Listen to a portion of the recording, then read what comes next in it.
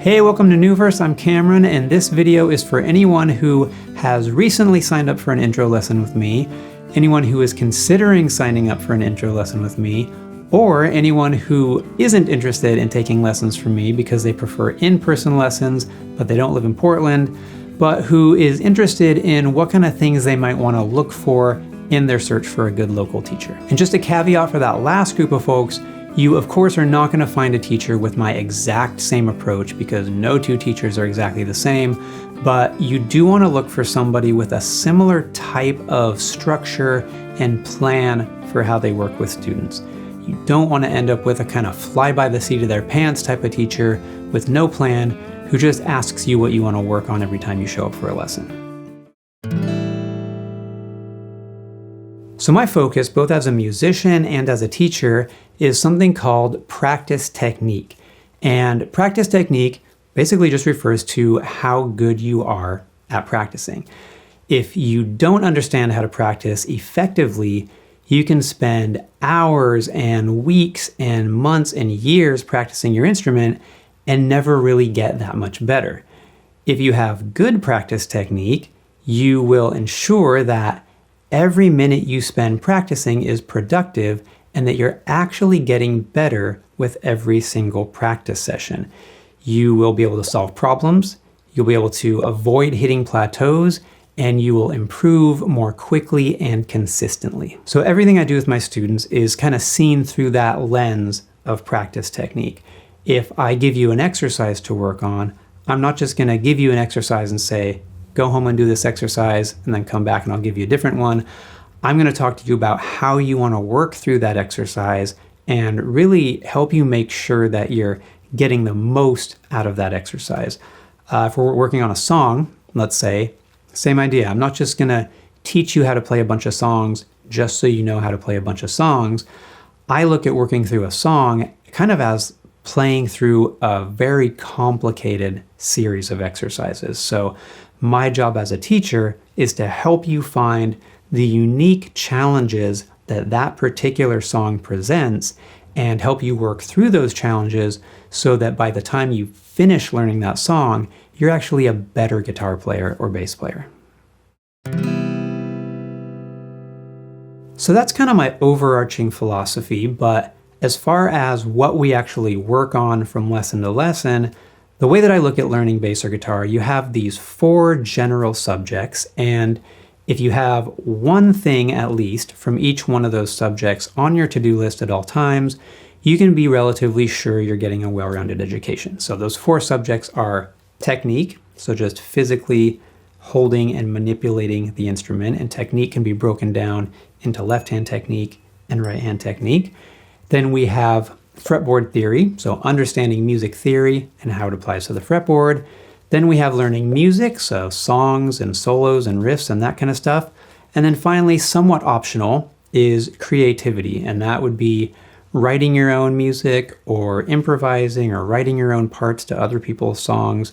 And creativity is usually the last thing to be added to the list because you kind of have to have some of the first 3 in place first. That to-do list that I mentioned comes in the form of an email that I'll send you after each lesson outlining exactly what you want to be working on in preparation for the next lesson. And I do this because I think that one of the most difficult things for self-taught musicians is just figuring out what to practice, right? You can spend half your practice time just deciding what you're going to practice. And obviously that's not a very efficient system. So in these emails, I try to be as specific and concise as possible. So let's say we're working on a series of left-hand technique exercises.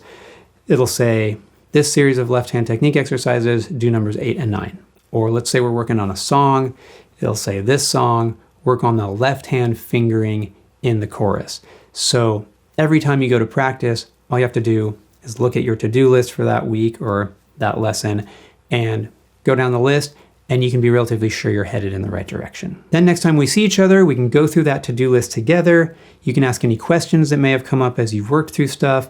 I can give you feedback on how you're doing, and we'll go from there. So if you do numbers 8 and 9 from that technique exercise series and they look great, cool, we'll move on to 10 and 11 for next time. If you show me that left-hand fingering for the song that I asked you to work on and I feel like it's not quite there, you need to tweak some stuff, I'll give you that feedback, we'll work on that together, and then we'll re-add that item to next time's to-do list. And that way, the idea is that there's a through line from lesson to lesson, and we're always building on what we've done previously. A couple pieces of advice I always give new students. The first one is ask lots of questions. Please ask lots of questions. So at some point, if you take lessons from me for long enough, I'm going to say something that you just don't understand, that just makes no sense to you. So when that happens, please stop me and ask me to go over it again in a different way. I'm happy to go over something 10 different ways if that's what it takes to get you to understand it. That's part of being a teacher, and everybody learns in a slightly different way. So please ask as many questions as you can. Second piece of advice is about maintaining motivation, which is a huge challenge for most people. Most people who start learning an instrument don't last that long, usually because they feel like the amount of effort they're putting in isn't worth the amount of progress that they feel like they're making. So my advice is to try to focus on very short-term goals. So long-term goals are great. They're necessary. In order to get out of bed in the morning, in order to do anything in life, you have to have long-term goals, right? But you don't want to be focused on your long-term goals on a day-to-day basis, because you are setting yourself up for disappointment that way, because you're not, by definition, you're not reaching those goals either ever or very often.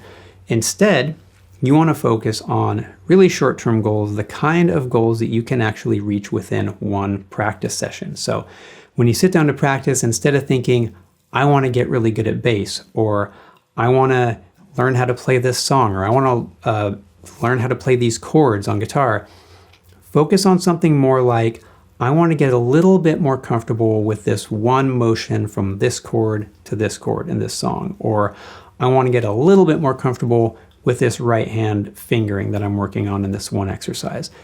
That kind of stuff is stuff that you can actually accomplish within one practice session. And if you're making a concerted effort to focus on that kind of stuff, you'll notice those tiny little accomplishments, and that will be much more motivational than always having your eye focused way off in the future on your long-term goals that you may or may not ever reach.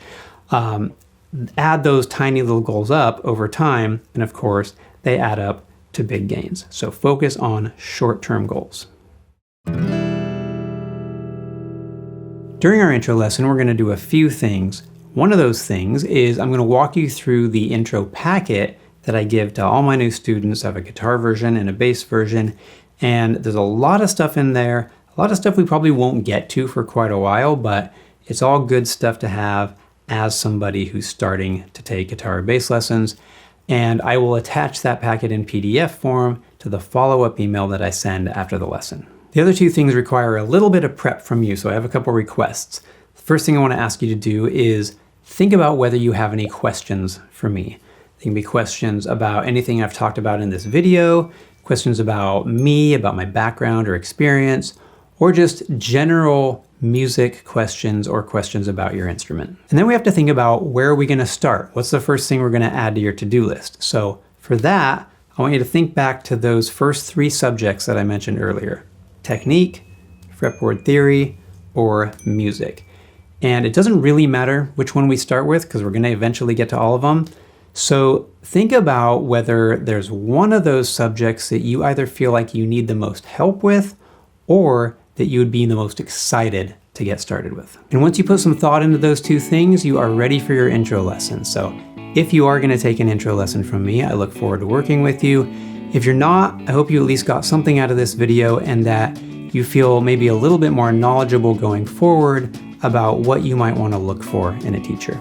Either way, thank you for watching, and I'll see you in the next one.